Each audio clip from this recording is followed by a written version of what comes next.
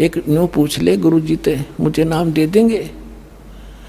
तो उसने जाके कहा महाराज जी भगत जी आए हैं और यूं कहे दीक्षा मिल जाएगी। कहा बेटा बोला।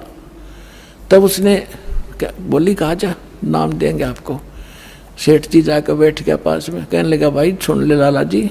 परमात्मा बोले देखो सेठ जी आप हो इन देवताओं के गणे पुजारी और परमात्मा का नाम लेने के बाद आनुपासना नहीं करनी होगी। वो कहते हैं 100 वर्ष सतगुरु की पूजा, एक दिन आनुपासी और वो अपराधी आत्मा फिर पड़े काल की फांसी। 100 वर्ष गुरु की अनुसार साधना कर ली, सतगुरु के अनुसार, एक दिन भी आनुपासना कर ली ना किसी देवी देवता की, पिछली सारा भट्ठा बैठ जाएगा तेरा। तो वो लाला जी बोला सेठ दामोदर, कहने लगे महाराज जी मैं बाणिया हूँ और सौदा करना खूब जानता हूँ, मैंने सारा कुछ सुन लिया और सब कुछ देख लिया। आज मैंने सारे कथा सुन रखी खूब बड़ी बड़ी, जो ज्ञान आपने दिया इस पृथ्वी पर नहीं, और मैं जो वचन कराया करूँ दाता और पक्का करता हूँ आप मेरे गुरु, मैं आपका चेला। फिर कहा कि भाई देख मैं दानक और तू लाला जी, कल न तेरी बरादरी वाले भी तुझे धिक्कारेंगे। ने बोला जी मुझे नाम दो और आप साथ रहियो दास के, जो होगा सो देखी जाएगी, मुझे दीक्षा दो। और परमात्मा ने कहा कि और उपासना नहीं करोगे फिर किसी देवी देवता की, नहीं तो नुकसान हो जाएगा। लेकर नाम और परमात्मा का हाथ से चित्र बनाया करते थे, वहाँ जब का हाथ से बनाया करते थे सब जगह मिला करते थे। वो फोटो ले गया, जो विधि बताई थी विधान वो शुरू कर दिया आपने। फिर कुछ दिन के बाद वो कई दिन सत्संग सुने, फिर व्यापार में जाना था तो सभी वो दूसरे व्यापारी भी साथ थे। अब उसने क्या किया, उस जहाज के अंदर उसने अपना एक कक्ष बना रखा था जिसमें सारे देवी देवताओं के फोटो थे और वहीं अपना घंटी बजाया करता, बैठ आरती करा करता, जय गणेश देवा माता थारी पार्वती, ये सारी कथा सारी आरती करा करता। अब उसने क्या किया, जाके पहले सारी मूर्ति उठाई और समुद्र में जहाज उठाए, समुद्र में जल प्रवाह कर दी और एक फोटो परमात्मा कबीर जी का लगा लिया। अब दूसरे जो थे वो लाला जी, उन्हें देखा रहे दामोदर ये देवी देवताओं के फोटो कहाँ गए। तो उसने बताया भाई मैंने दीक्षा ले ली गुरु जी से, और गुरु जी का जो सतगुरु की पूजा करते हैं ना वो देवी देवताओं की पूजा नहीं करनी होती, इसलिए मैंने वो आदर के साथ जल प्रवाह कर दिया। तो वो सारे कहने लगे रहे तू भट्ठा बैठावेगा, तेरा नाश हो जाएगा। क्या है ये कबीर, ये धानक एक जुलाहा, इसकी कड़फंटी में आ गया तू, कहाँ बातों में आ गया, तेने देवता छोड़ दिए, रामकृष्ण जैसे बलवान भगवान छोड़ दिए, देखना तेरा क्या होगा। वो बोले भाई कुछ भी हो मेरे साथ आप अपनी क्रिया करो, मैं आपको ना कहता, आप मेरे पीछे क्यों पड़ गए, मैं अपनी करूँगा आप अपनी करो। अब उस दिन उसके बाद उसको कबीर कहने लगे कि यूँ आ गया कबीर, दामोदर कहना छोड़ दिया। ने बोला भाई कुछ भी कहो, थारी भी जी पवित्र है, भगवान का नाम लेने थे, ठीक है मुझे मालूम है तुम किस विषय से कह रहे हो, कोई बात नहीं। अब वो चले गए और सब अपना माल लाद के बच्चों समेत जा रहे थे कुछ तो, क्योंकि 3-4 महीने वापस आया करते थे।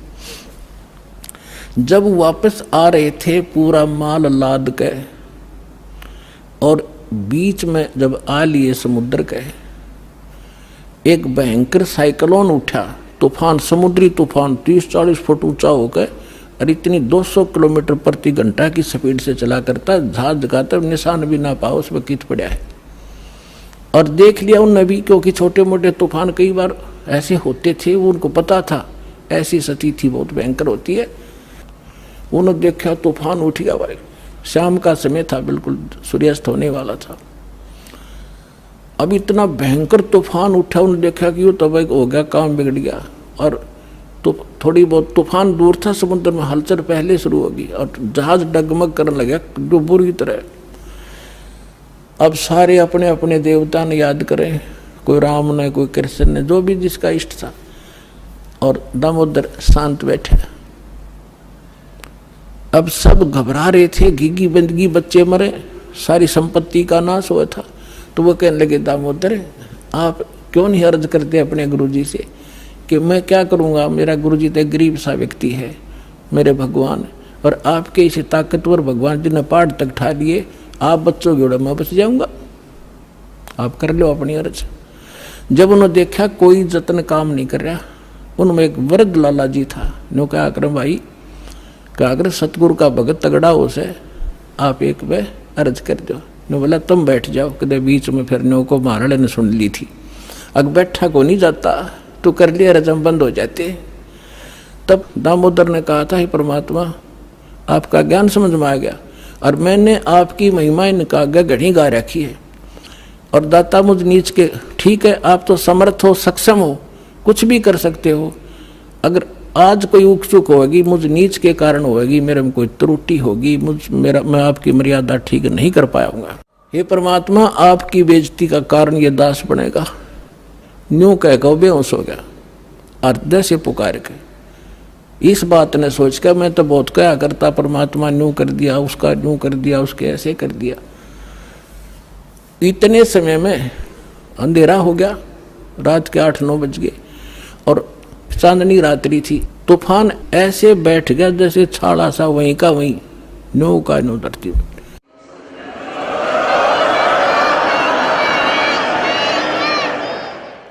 और समुद्र के जल में जरा सी भी हलचल नहीं। अब उस दामोदर को पानी के छींटे छाटे मार के मुंह पे होश में ले आए। तब उन्होंने कहा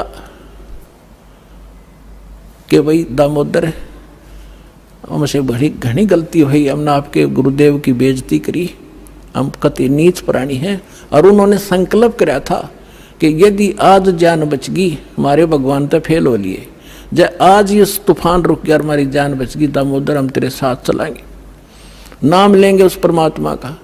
तब दामोदर को कंधे पे बैठा लिया उन लालाओं ने, हर ने बोले बोलो दामोदर की जय। ने बोला नहीं, जय बोलो जिसने यो काम कराया है, बोलो कबीर परमेश्वर जी की जय हो।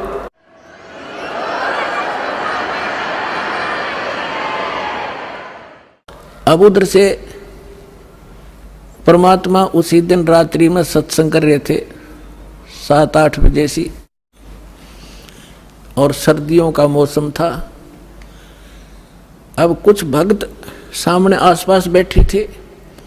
एकदम परमात्मा ने क्या किया, ऐसे मुंह पर करनो हाथ फेर कर ऐसे झटका दिया, आसपास के बैठे भक्तां के छींटे लगे।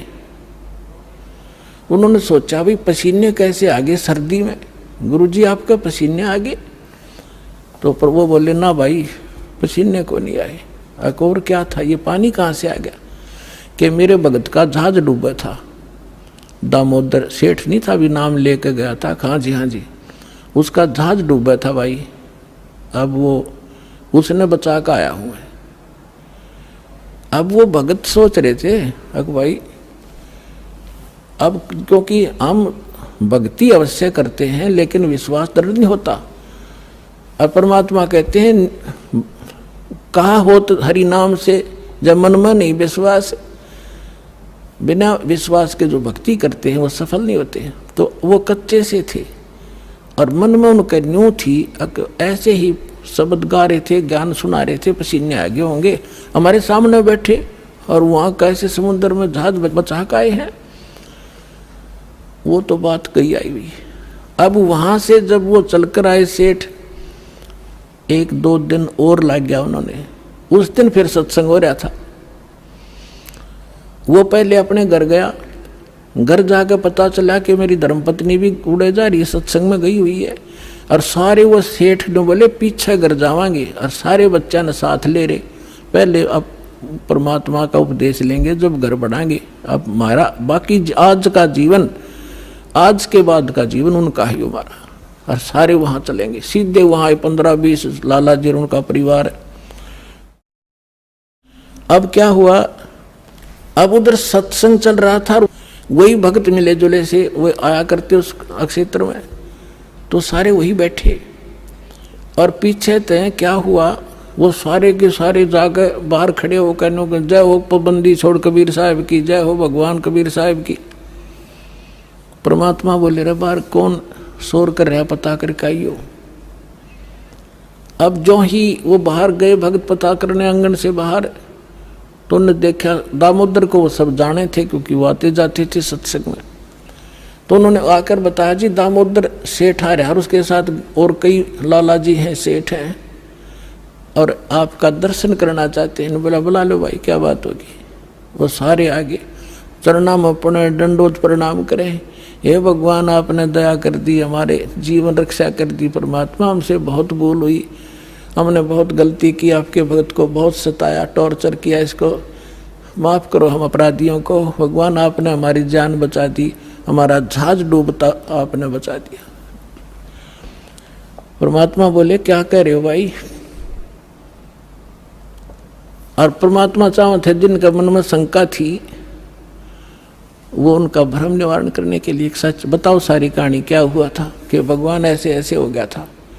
हमने अपने सारे जंतर मंतर कर लिए थे, कोई राहत नहीं मिली। फिर हमने आपके भगत आराध करी थी, इसने आपको पुकारा के मंत्र पढ़ा यू जाने, यो बेहोश हो गया आपको पुकार के। तब कहा बेटा मैं ही वहां पहुंचा था और आपकी रक्षा करी थी, और आपका अब सौभाग्य है कि आपको इस संकट आपके लिए वरदान से दोगा कि आपके समझ में आ गई और आप यहाँ आगे दीक्षा लो और अपना कल्याण कराओ। सभी ने नाम लिया, उनका कल्याण हुआ। बोलो सतगुरुदेव।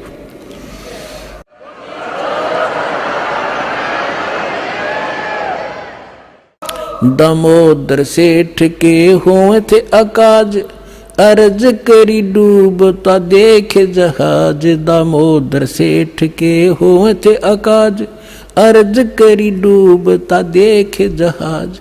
लाज मेरी रखियो गरीब नवाज, समुद्र से पार लंघाने वाले। लाज मेरी रखियो गरीब नवाज, समुद्र से पार लंघाने वाले। धन धन सतगुरु सत कबीर भक्त की, पीड़ मिटाने वाले। सत साहिब।